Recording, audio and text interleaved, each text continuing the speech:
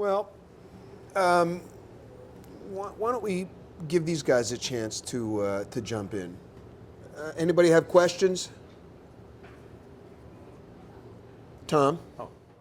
What's wrong with California, man? How come we don't grow wine there? Price.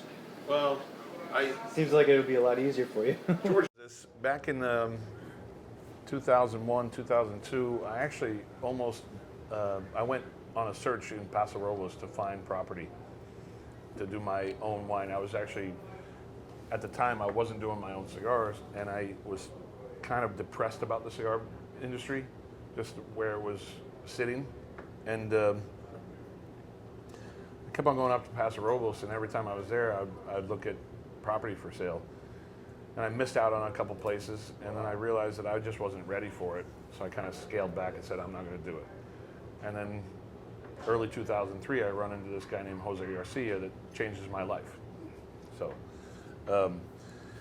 Paso became so big that it became way too expensive. When I was looking, But when you were looking at it, it was it was on the rise. It was on the radar for guys that considered themselves the conoscenti, but it But they really were wasn't. making great wines. Yeah, I mean, brilliant. absolutely great wines. And at the time, I was drinking a lot of Zinfandels from California, and there was a couple of growers in Paso Robles that were making fabulous Zinfandels. I just got tired of drinking Zins because of the high content of alcohol they kept on having in them. Port disguised as wine. Yeah, some of them were 16, 17, 18% alcohol, and you're like, this is crazy. Well, that was the Turley And phenomenon. Turley, exactly. And Turley moved into Paso. Exactly. And they're pepper bombs. So I just decided to change my style, and then I fell in love. I went on a trip to Bordeaux 6 years ago, and I fell in love with the region that I hung out in. And I always said to myself, if there's one place I want to die, it's either in a farm growing tobacco, or it's in a vineyard somewhere in France. Because it was just peaceful. It was, I don't know. There's a lot of great wines in California. I think I gravitate towards the ones that go for the old school classic touch. But so many California wines are so fruit forward and over extracted big juice bombs that they kind of lose what winemaking is all about, which is supposed to be classical. Well, that might be a little extreme. It's certainly. It's just my opinion. It's the modern style for sure. The international winemaking mafia that have. I'll tell you, there's modern chateau owners in Bordeaux. Yeah. That make fabulous wines that have still that hint of classic to them, and. You can't leave behind. I just fell in love with the region, and when I found the chance to be able to work over there and do something over there, I jumped on it. Is this is Tatuage a biodynamic? No. The only vineyard I was on the only vineyard I've actually been on that was biodynamic and organic was Ponte Canet in Pauillac. Yeah. The Tesserone family. That seems like a lot of work for those farmers. I mean, they never know. I mean, they can't do anything to any of the grapes. They can't do any of the vines. They let everything grow naturally, no pesticides, everything. And then they have to wait for the moon to tell them when to pick the grapes. And it just seems like a lot of work and a lot of like loss that they could take for doing that whole thing. So yeah, it's what's good about Bordeaux though is that they're not allowed to irrigate. Yeah. So they have to rely on the weather to get their grapes. You're either blessed or cursed. Yeah. I was talking to one of the chateau owners for Vieux Chateau Certain, and he told me that the only time they're allowed to water is if the government steps in and says, we're having a bad drought season and you guys need to water, otherwise our French wine industry is going to go to shit. Right. So. Not a Chardonnay guy? I dig it. That seems, that's what I like. I enjoy whites. There's some great California Chardonnays. Yeah. I mean, absolutely, some awesome California Chardonnays. And there's some fabulous French Chardonnays. I don't, those are bottles I buy to drink. But if you look at my cellar, 99%, well, actually 100% red wine. Yeah. And about 95% of it is all French. French. Yeah. Anybody else? Anybody have a tobacco question? Sam? I'm kidding. I'm kidding. We'll get to you, Warren. Go ahead. I don't know if this is off the table. Can you talk about the cigar you did for Civil, and talk about what that was about, and where that blend tends to what your plans are for that? In other words, when can I buy it here?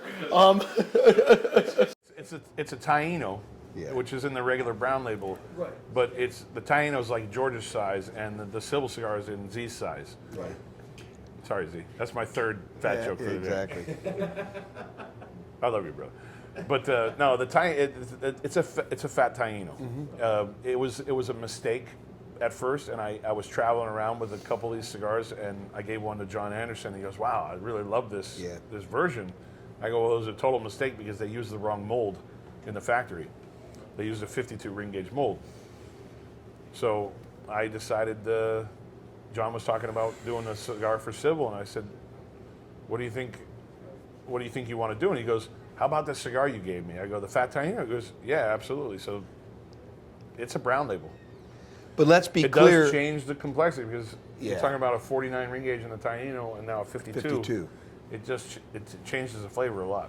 But I'm smoking the Reggio now, and I think it's a great blend. I would love to see it sort of not quite in that size, but I'd like to see it in something a little bit smaller. But I just want to figure out mass produce that particular size or anything. The Civil? Yeah. Well, the Civil, if you look at the brown label, the Unico, the Noea, the Reggio, they're all brown labels. I mean, and that's the seventh. They're all modeled after but they're the same classic blend. brown label, not Reserva. Yes, classic brown label, not Reserva. The Reserva we use Connecticut broadleaf. Broadleaf. And that broadleaf just adds like an extra touch to it. No question. But to be clear for everybody who might be thinking about this, those are cigars that were made for the people who bought lockers at Civil. It's not it's not like the Civil House cigar. It 'Cause will, you it can't, will become a Civil House cigar. Yeah, well. But it will and it is are two different things. So when guys go crashing in there tomorrow going, "I want the Civil House cigar." No, yeah. Right now it's only for locker members, Right. but eventually, once the locker members get all their boxes, it will become a house cigar for Civil, to where, because I know a lot of locker members are actually almost Want to buy extra. well, they're almost smoked through their whole box, so they're Almost. yeah, so they want to buy more. Warren? Oh, well, see, my question follows from that then. Is this limited, or is this No, going to be that's a... now That is- a W. Curtis Draper house cigar. Because I'm on my way to smoking through this whole box as I sit here. Right. Thank you. No, the Thank you. only difference is that they'll be done in small batch every time. I told John and Matt that cigar, I always call it their size. Mm-hmm. I mean, they're the ones that inspired it. So when we talked about making it a house cigar, I said, "It's your size. You guys deserve to have it. Are you cool with making it your house cigar?" And John, of course, jumped on it. And when we made the first batch, I think it was a couple hundred boxes of this new house cigar version. Well, it's the same blend, but the new version of it. And when they want to reorder, I told them to give me at least a 3-month lead time on orders, but they'll be coming in like 50-box quantities here and there, depending on their demand for it. But it's made for them. I mean, It's really fine. yeah, I call it their Thank you. cigar. I mean, I have a recent experience with another retailer in California. I made a cigar called Cohete, which is a 4x50 brown label, and marked from Tower Cigars in California. And I called him. I said, "Hey, what do you think about doing this?" And he goes, "Well, it's your cigar." I go, "Well, actually, I made the size for you, so I'm going to leave it up to you." He goes, "Well, I would love to have more because I got people asking for them, and then he goes, if you want, you can even sell it to a couple other stores."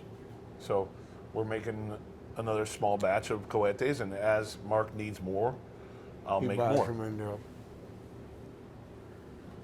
Go ahead, Jerry. I need to ask some Twitter questions. Okay. Fat Monsters. Fat Monsters will be next year. What's the storyline for Fat Monsters? Okay. Well, originally this year's monsters were going to be Chucky and his bride, right? I didn't like the concept. I loved the concept, but then I realized it just wasn't going to work. So I decided to do the Jason Voorhees or whatever.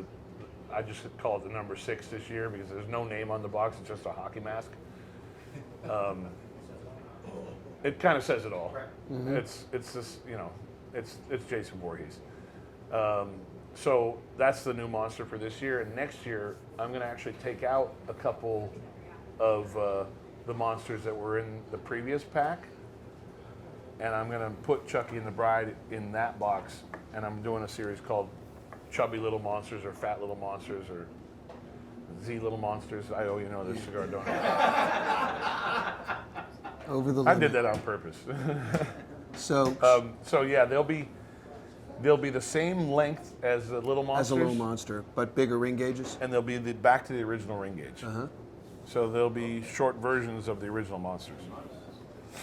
So yeah, And that's going to be separate from a regular monster release? yeah, that'll be summertime next year. Uh-huh. So that'll whet everybody's appetite for the coming monster. Yeah.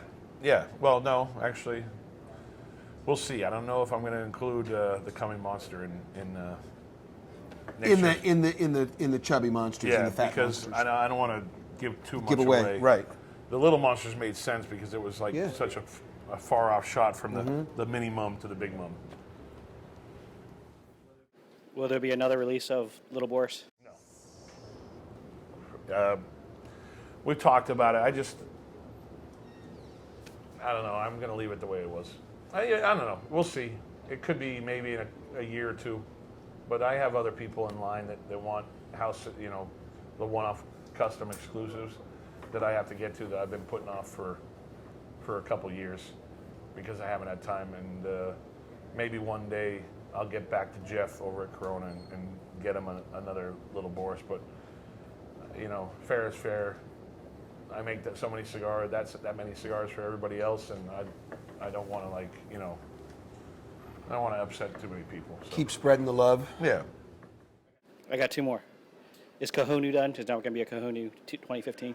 The Kohonu series, there won't be any additional Additions. sizes, but Kohonu. So I can explain Kohonu even better. That I think we talked about this last year. The date on the ban has nothing to do with age of tobacco or when the cigar was released. It has everything to do to commemorate the year that it came out. So the 2003 was the size that came out in 2003. They weren't all rolled in 2003, and I'm still selling them today. I continue to make the 2003s, the 2006s, the 2009s, but the 12 was the final of the addition to Kohonu. Yeah, I don't think I could come up with another Kohonu. Last one, I don't know what this means, but something about the little church. The Petite Église. Yes, that's something that George has actually smoked 3 prototypes in the last 4 cigars I gave you. You smoked 3 of those. Yeah, that's something I'm working on. It was going to be originally for this year, but it will probably end up next year. I want to do it as an event-only cigar. That way, the retailer that I do the event for has the opportunity to order a certain amount of boxes for the event. And it's a classic 4 7/8 by 50. Trying to model it after a cigar I fell in love with, and George remembers this one called Flor de Cano Short Churchill. That was a non-existent cigar in Cuba anymore, but it was a very special cigar that Cuba made that they decided to discontinue for some reason. Because they couldn't make them like that anymore. Yeah, but they were spectacular cigars, and I want to kind of use it as a teaching machine to teach people that. Sorry, Dion, I took your term, teaching machine. Try to leave their references out. To kind of teach people that the look of a cigar doesn't I don't want people to totally eat with their eyes. I want them to understand what a classic cigar looks like, and it's something that's going to be more medium, not full. It won't have any Ligero in it.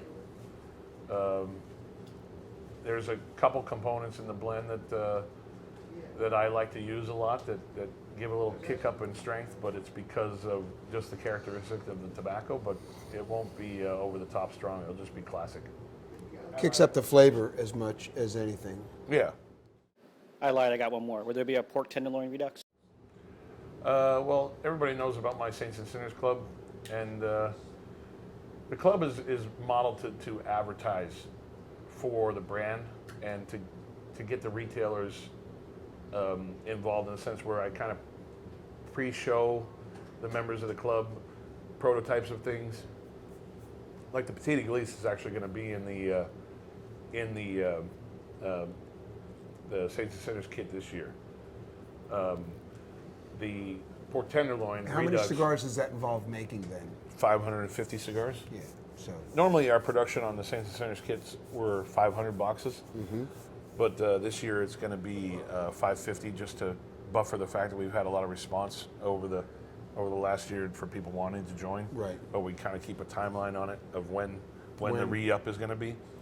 But the club is basically an advertising tool to get real, true cigar fans and Tatuaje fans, obviously, involved with the company, but also for them to get something to taste that they're going to have to go to the retailer to buy. But I do put certain things in that kit that are just not available for retail.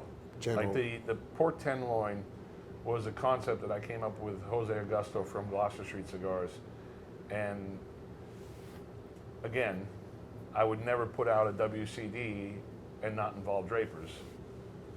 I won't do any type of meat locker distribution of any type of meat locker cigars that Jose and I came up with the concept on without Jose. yeah. There's a reason why I still give him props for coming up with the Old Man of the Sea. So, yeah, it will be in the kit only, Right. and it won't be available for sale. Mike, you had a question? No, never mind. Sam, your question? You mentioned the Cajunas, which is actually the cigar that sort of got me into smoking Tatuajes, the 2003, as you mentioned. Very cool. The broadleaf that's on that, when I think on the Cajuna 2003. On the 12. 12. The three Sabano. I thought you told me the 3 was broadleaf. Oh, okay. Well, That's why there's 3 wrappers of the 12. Broadleaf Sumatra. okay. Well, the Habano that's on the 2003. Where does that get its sort of powdery intake from? I'm very curious of that because I really, really enjoy that cigar. I really like all the notes, and I get a lot of sort of like almost like a cocoa powder thing out of it. Where does that come from? Was that Like a creamy quality to it. But when you go high priming, you're going to get those coffee notes. okay? It's just especially in high priming, but not overly high. We're talking about Ecuador's got a different priming system. It's like a 7 priming. We usually do we don't do anything to alter the tobacco. Water, temperature, and time, that's it.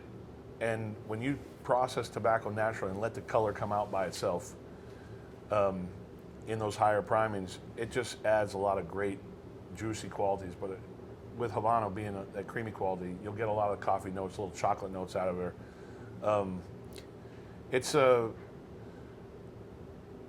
Originally I used Corojo from Nicaragua on that, and I found that I had a lot of problems with burn on the Corojo from Nicaragua, and it became problematic to actually get good Corojo. And when we found the Oliva Tobacco family who was growing this great Habano, we immediately switched. That was around 2007 when we actually finally made the complete switch. It's a classic wrapper, and you get beautiful colors out of it. And people look at it and they would call it. It looks like what people refer to as Maduro, but Maduro's a color, because we have a grading system in the factory. Rosado Claro, Rosado Oscuro, Oscuro, Maduro.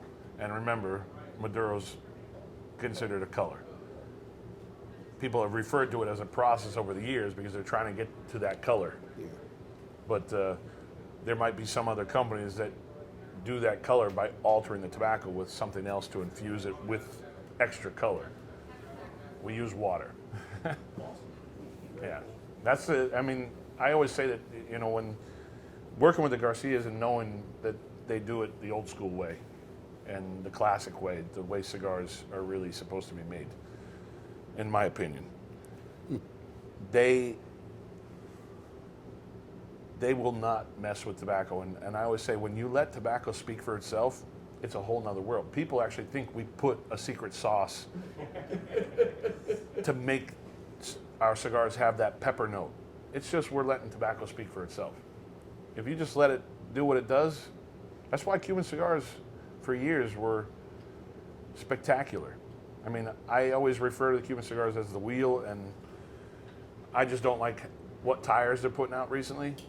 They still, can make a great cigar, but they're just not doing what they used to do.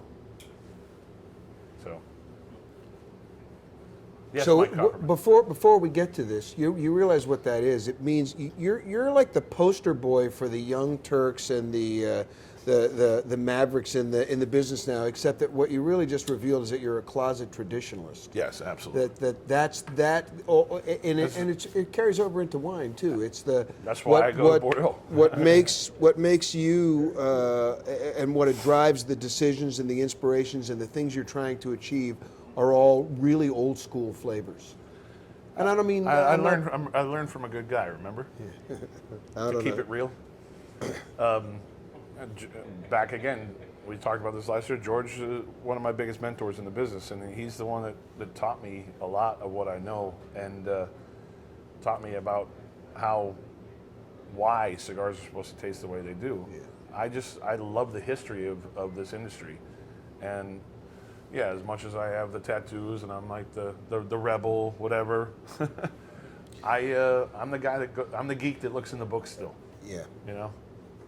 And we're there's so much in the business today that prizes invention and novelty and something new, without understanding that the roots are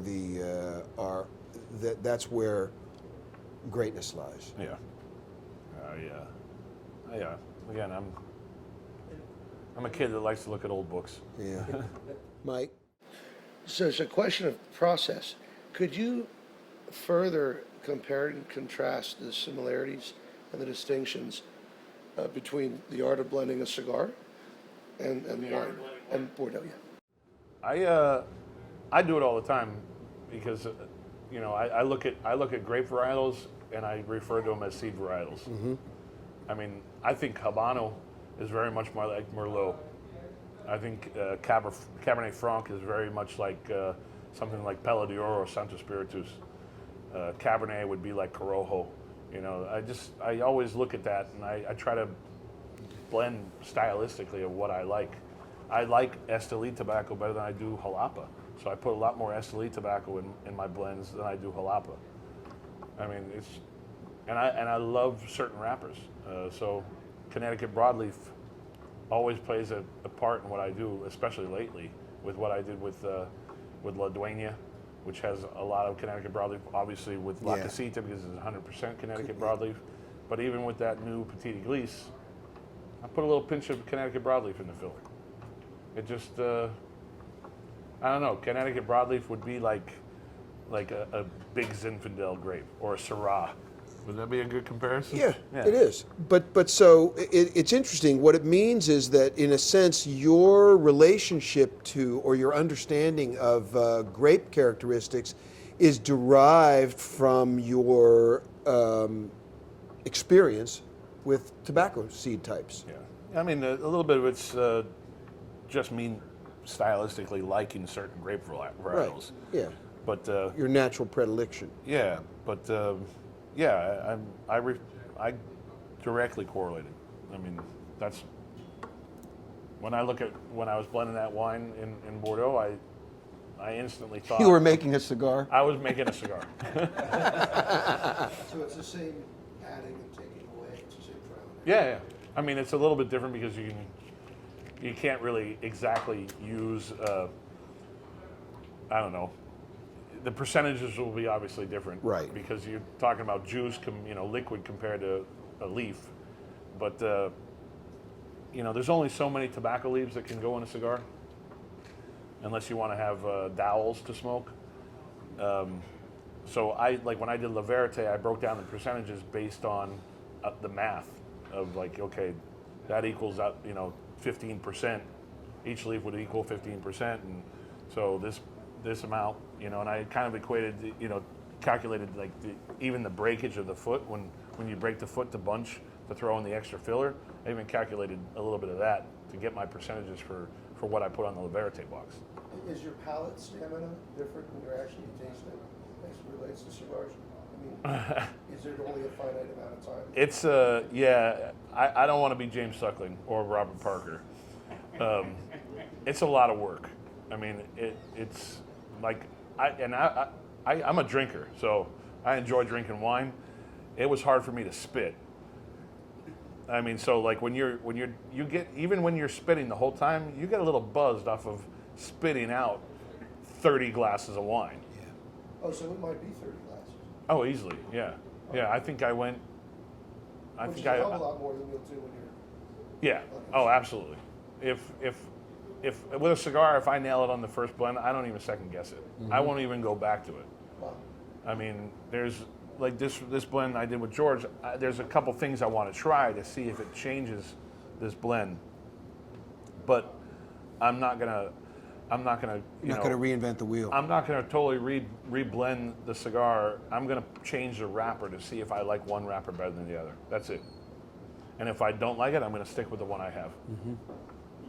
So, yeah, with the wine, there was one blend that I put together that I kept on going back to this Merlot. This is in the first vintage. I kept on going back to this Merlot. I'm like, I could just do this easy and make it 100% of this Merlot. It was that good. But then I was like, I don't want to be that easy about it. And I took 5% of the Merlot out and I put 5% of this Cab Franc. And it instantly gave it this kiss of vanilla that it was missing. And I didn't even bother looking back from there. I started laughing when I put the glass up to my nose because I instantly smelled it and took one sip, and that's the first glass I swallowed that day. It also saved you. It also saved you from having to explain to people that your first wine was 100% Merlot. Yeah. Well, blending 100% Merlot is a lot easier if you're using one vineyard. Right. If you start mixing vineyards, that's where it gets a little complicated. But it's different with tobacco. The first vintage of La Verite was 100% Habano.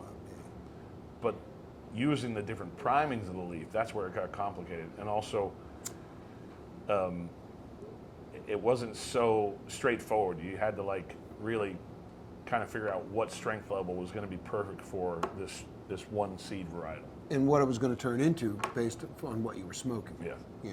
But the library of different grape varietals is much more narrow, I imagine, when you look at the palate and tobacco. Oh, yeah, tobacco's, yeah, if you think about, but then if you start sorting out plots of grapes, even the Cabernet from this plot and the Cabernet from that plot. Yeah, I think you it's could get every you could bit get as very diverse. yeah.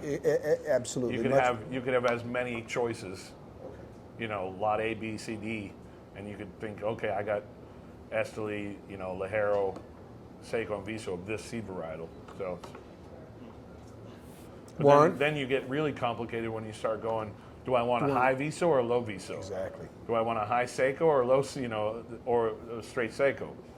Do I want the top Ligero or do I want one step down, which would be, a high Viso basically? And you've got it all labeled that way. With So it's with the tobaccos and yeah. and, Well, and I don't go into specifics with it's a high Viso. I just I got a Viso from Esteli and a Ligero from Esteli and Seco from Malapa, whatever. But go ahead. I'm just wondering where you come down following from all of this on the idea of pairing cigar, whether it's wine, with a spirit of any kind. I think a cigar is a cigar, and it doesn't need to be ruined by a spirit, but I love drinking spirits with cigars. I love drinking wine with cigars, and a lot of times people will think the acidity in both might fight each other. Clash. But I actually, our friend, good friend, an actor friend of ours, actually he had acid reflux. He had to give up one or the other. That's right. And he gave up the wine. And he had a huge wine collection. But he gave up the wine. He wanted to keep on smoking his great cigars that he had. But I like it. For me, there's nothing more peaceful. I've become a bourbon guy in the last year, so now I'm like fixated on this whole bourbon thing. And I never thought I would like bourbon, but I realized I didn't like scotch. Mm-hmm. I love rum, and I did the whole rum thing for many years. I think rum was my first love, pairing with cigars.